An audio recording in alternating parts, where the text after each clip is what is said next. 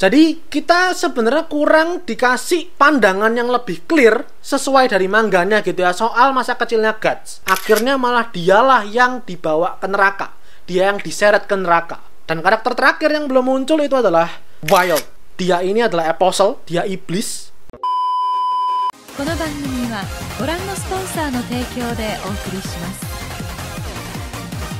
Oke, saya Nasan, sudah kembali Sound Speak. Jadi seperti yang aku bilang gitu ya, sesuai kesepakatan, sesuai polling kita bahwa hari Sabtu ini akan aku bahas, akan aku mulai dongengnya Berserk. Dan sebagai pemanasan gitu lah, kita stretching dulu gitu ya, kita peregangan dulu.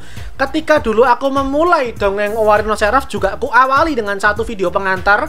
Aku ngebahas chapter atau momen yang hilang dari animenya, yang mana berarti di mangganya ada sebenarnya gitu ya. Cuman ketika diadaptasikan jadi anime itu dihilangkan, di-cut.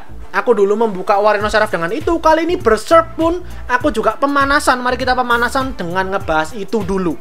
Karena setelah aku kumpulkan, ada 4 hal, ada 4 momen yang ada di mangganya, cukup keren, cukup penting bahkan dalam cerita, tapi tidak muncul di animenya. Secara khusus kita ngebahas anime adaptasi tahun 1997, Arc Golden Age. Langsung kita mulai aja, silahkan di like, share, subscribe kalau kalian ingin bahasan kali ini. Jangan lupa di follow Instagram Sound Speak. Sebagai sobat cinta anime, sebagai sobat otaku, mari kita sama lagi pendapat.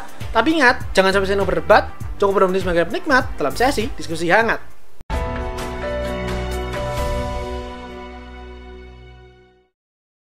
So, aku mulai, ini ada 4 momen gitu ya. Mungkin sebenarnya kalau kalian ngikutin Berserk dari lama, mungkin ngikutin info-info trivianya, atau mungkin ngefans bahkan gitu ya dengan seri ini, kelihatannya harusnya sudah mengerti beberapa atau bahkan keseluruhan 4 momen yang dihilangkan dari animenya ini. Ini sudah aku kumpulkan, barangkali kalau ada yang kurang gitu menurut kalian, ada momen yang sebenarnya ada di mangganya tapi belum aku sebutkan, tambahin aja di kolom komentar, nggak masalah. Tapi buat yang belum tahu, ini aku kasih tahu. Momen pertama itu adalah Arc Black Swordsman, di mana ada satu sub arc melawan The Count, dan itu dihapuskan di animenya. Jadi Black Swordsman ini adalah arc pembukanya Berserk. Mungkin buat kalian yang nggak ngerti, nama arc-nya adalah Arc Black Swordsman. Nah, ada satu sub arc gitu yang nggak diadaptasi di animenya, mau yang 1997, mau movie-nya, mau yang 2016, itu adalah sub arc melawan The Count itu tadi. Intinya, ini aku kasih rangkumannya aja deh. The Count ini adalah sebenarnya seorang raja di sebuah negeri, kita nggak ngerti nama negerinya apa. Dia itu pemimpin dia yang cukup bijaksana lah, bisa dibilang gitulah ya. Ya bengis-bengis dikit gimana lah. Pokok semua berjalan lancar gitulah. Dia punya anak, dia punya istri, dan di negerinya itu dia pengen membasmi yang namanya orang-orang sesat, orang-orang kafir gitulah. Orang-orang yang menyembah berhala. Ketika pokok suatu hari dia tuh udah selesai menghabisi orang-orang itu tadi, ketika dia pulang, ternyata dia menemukan bahwa istrinya sendiri, si ratunya ini, wanita yang dia cintai, ternyata adalah penyembah berhala juga.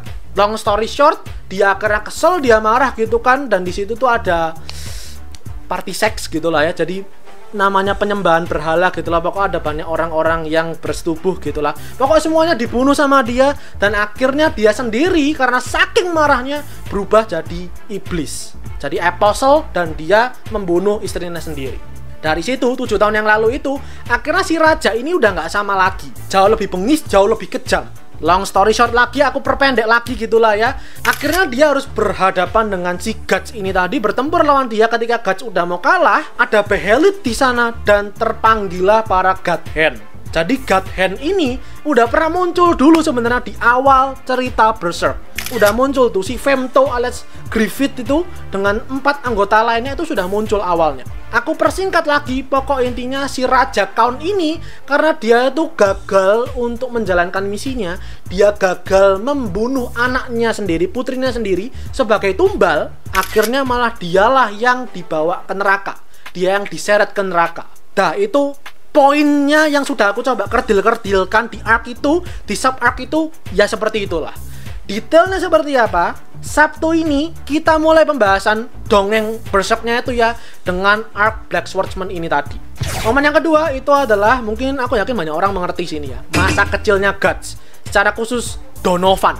Jadi kita sebenarnya kurang dikasih pandangan yang lebih clear sesuai dari mangganya gitu ya soal masa kecilnya Guts. Ada satu kepingan cerita yang cukup penting yang dihilangkan, dan itu adalah soal Donovan, dimana karakter Donovan ini mencabuli Guts. Jadi ketika si Gambino ini udah mulai kesel gitu ya, ketika dia kehilangan tubuhnya itu, kehilangan kakinya itu segala macem, dia ngerasa si Guts ini adalah pembawa masalah dalam hidupnya dia menjual si Guts seharga 3 keping perak kepada Donovan ini yang sesama anggota mercenary gitu ya, sesama anggota pembunuh bayaran. Di suatu malam Guts itu disekap dan dicabuli sama Donovan.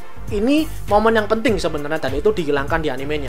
Kenapa? Tentu jelas supaya family friendly tentunya. Tapi Donovan ini sendiri muncul sekilas doang di versi movie-nya.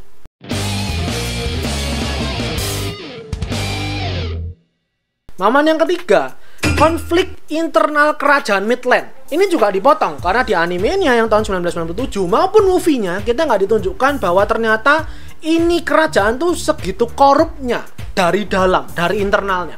Pertama itu adalah perselingkuhan si ratu. Jadi kalau kalian ingat, waktu Takanodan yang dipimpin sama Griffith itu ya, kemudian sudah diangkat menjadi anggota militer kerajaan, suatu ketika mereka ada sebuah perjamuan malam gitu kan, perjamuan makan malam, ada pesta tuh. Di situ si ratu bersama dengan kroco-kroconya dia berusaha untuk ngebunuh Griffith. Satu-satunya alasan yang ditunjukkan di animenya adalah karena Griffith itu ya rakyat jelata. Dia bukan bangsawan, nggak seharusnya dia ada di sini, nggak seharusnya dia bisa memenangkan atau mendapatkan gelarnya dia sekarang itu. Tapi sebenarnya kalau di manganya alasannya jauh lebih dalam daripada itu dan bahkan lebih personal. Alasan kenapa si ratu itu dendam, itu benci sama Griffith sampai mau dibunuh adalah karena dia sudah ngebunuh Julius. Julius itu si adiknya raja itu ya, yang kalau kalian ingat yang juga ngebenci si Griffith sebelumnya, yang dibunuh sama Guts. Julius itu berselingkuh sama si ratu. Jadi ratu ini karena dia kesepian gitu ya, karena suaminya dia ini sebagai raja tuh selalu kerja 24 jam nonstop demi kerajaan, dia merasa nggak diperhatikan dan akhirnya dia meleng tuh. Dia tidur bersama dengan si Julius dan tanpa dia sadari tindakan itu awalnya dia lakukan untuk pelampiasan aja gitu ya, untuk mencari kesenangan. Ternyata dia jatuh cinta dengan si Julius dan ternyata Juliusnya udah dibunuh tuh sama Griffith. Makanya dia dendam, dia pengen menghabisi si Ikemen ini. Yang kedua, kebejatan si raja. Jadi si raja Midland itu kalau di animenya kan ditunjukkan sebagai ya raja yang agung, yang baik gitu kan, yang sangat perkasa dan baik hati segala macam lah, pokok orang baik-baik. Tapi kalau di mangganya, alasan kenapa dia itu kesel ketika Griffith meniduri putrinya, si Charlotte itu, bukan semata-mata ya karena dia ini putrinya kemudian dicabuli gitu ya sama orang antah berantah gitu yang bukan bangsawan segala macam. Bukan sekedar itu doang. Tapi si raja sendiri itu memendam rasa suka, yang lebih tepatnya mungkin nafsu sama anaknya sendiri. Yang menyiksa Griffith itu awalnya si raja sendiri. Si raja segitu keselnya, segitu marahnya karena ya itu tadi, ini anaknya dia, putrinya dia yang selama ini dia jaga, bukan semata-mata karena dia sayang, tapi ya karena memang pengen dia keep, dia jaga. Suatu hari nanti dia petik. Ngerti maksudku kan ya, dia petik seperti apa ya? Bakal dia nikmati sendiri tuh anaknya dia. Tapi semuanya itu sirna karena udah ditiduri sama Griffith. Nah, momen keempat itu adalah beberapa karakter di manga yang muncul itu nggak dimunculkan. Pertama, itu ada Skull Knight. Aku yakin kalau kalian sudah nonton yang 2016, kalian sudah bertemu dengan tengkorak ini. Tapi sebenarnya jauh sebelum itu dia sudah muncul. Pokok sebenarnya waktu si Guts itu meninggalkan Takanodan, Skull Knight itu pertama kali muncul. Skull Knight ngasih tahu nih kalau dalam 1 tahun lagi bakal ada yang namanya Eclipse. Dia ngasih tahu, dia ngasih rambu itu ke Guts. Setelah itu cabut. Kalau kalian nonton movie-nya yang di part ketiga itu, scene ini ada, momen ini ada, cuman penempatannya yang diubah. Yang kedua, klan Bakiraka. Klan Bakiraka ini gampangannya kalau di Magi itu kayak klan Vanalis, atau kalau di Gintama kayak klan Yato. Sebuah klan yang memang khusus untuk bertempur. Klan Bakiraka sendiri muncul ketika Guts sama anggota Takano dan lainnya menyelamatkan Griffith tuh dari penjara. Sebenarnya mereka muncul tuh karena klannya nggak ada, tentu pemimpinnya juga nggak ada. Namanya Silat. Kalau kalian nonton yang versi movie-nya dan yang 2016, kalian juga sudah bertemu dengan orang ini. Nah, si Silat ini adalah pemimpin klan Bakiraka ini tadi. pemimpin pasukannya lah lebih tepatnya. Tapi sama seperti Skull Knight tadi, sebenarnya jauh sebelum itu dia itu sudah muncul. Dia pertama kali muncul waktu Guts itu keluar dari Rakanodan. Kemudian kalau kalian ingat, dia ikut sebuah turnamen gitu ya, kayak ada pertarungan gitu kan ya, diadakan di sebuah negeri antah berantah. Di situ sebenarnya yang dilawan sama Guts itu silat. Dan karakter terakhir yang belum muncul itu adalah Wild. Dia ini adalah apostle, dia iblis. Tapi orang-orang terutama dari kerajaan Midland mengira ya dia ini manusia biasa aja dengan penampilan yang aneh. Pokok intinya dia ini adalah seorang penjahat, literally penjahat, bener-bener penjahat, tapi dipekerjakan sama kerajaan Midland. Jadi pasukan elit, pasukan pamungkasnya kerajaan Midland itu dipimpin sama Wild ini tadi. Kalau kalian baca mangganya, kalian mengerti betapa bengisnya ini orang, karena ini orang itu rapist, dan rape-nya pun nggak normal, yang tentunya nggak bisa aku tunjukin. Pokok intinya ini orang, yang mana bukan orang sebenarnya, dia iblis gitu, dia apostle. Dia itu mengejar si Guts dan anggota Takano dan lainnya ketika menyelamatkan Griffith. Itu pertempurannya cukup sengit, amat sangat sengit bahkan gitu ya, sampai akhirnya bisa dikalahkan sementara sama si Guts, dilumpuhkan sementara. Tapi yang benar-benar membunuh dia adalah Nosferatu Zod. Jadi itu untuk kali ini gitu ya, untuk pemanasan kita kali ini ditunggu dari Sabtunya. Kita akan mulai dengan membuka arc Black Swordsman dulu sebagai reopening, membuka ulang kisah Berserk gitu ya, yang mungkin sudah lama kita tinggalkan.